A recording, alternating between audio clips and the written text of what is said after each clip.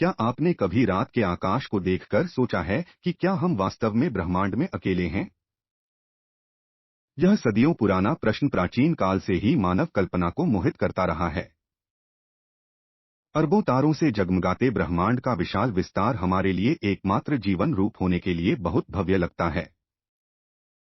अंतरिक्ष के प्रति हमारा आकर्षण, अंतिम सीमा, ने अलौकिक जीवन के बारे में अनथीन जिज्ञासा और अटकलों को जन्म दिया है।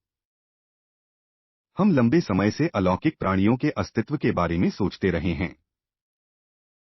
अज्ञात के प्रति हमारे आकर्षण ने एलियन देखे जाने और यूएफओ मुठभेड़ों के बारे में कई रिपोर्टों और सिद्धांतों को जन्म दिया है।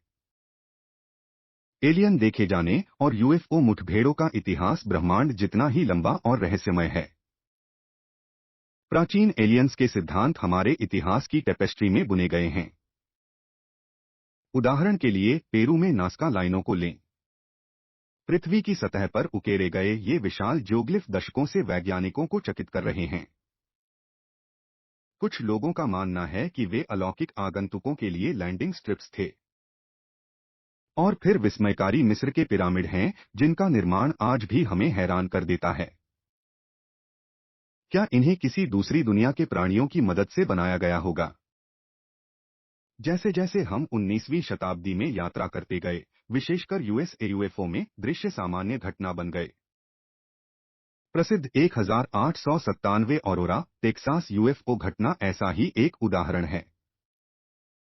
एक रहस्यमय हवाई जहाज के दुर्घटनाग्रस्त होने की सूचना मिली थी और कहा गया था कि पायलट इस दुनिया में नहीं था, उसे स्थानीय कब्रिस्तान में दफनाया गया था। जैसे जैसे हम 20वीं सदी में आगे बढ़े, दृश्य अधिक बार देखे जाने लगे और अधिक व्यापक रूप से रिपोर्ट किए जाने लगे। 20वीं सदी आधुनिक यूएफओ देखे जाने की शुरुआत लेकर आई, जिसकी खबरें दुनिया भर में आसमान छूने लगीं। 1947 में एक महत्वपूर्ण घटना ने आधुनिक यूएफओ युग की शुरुआत को चिह्नित किया।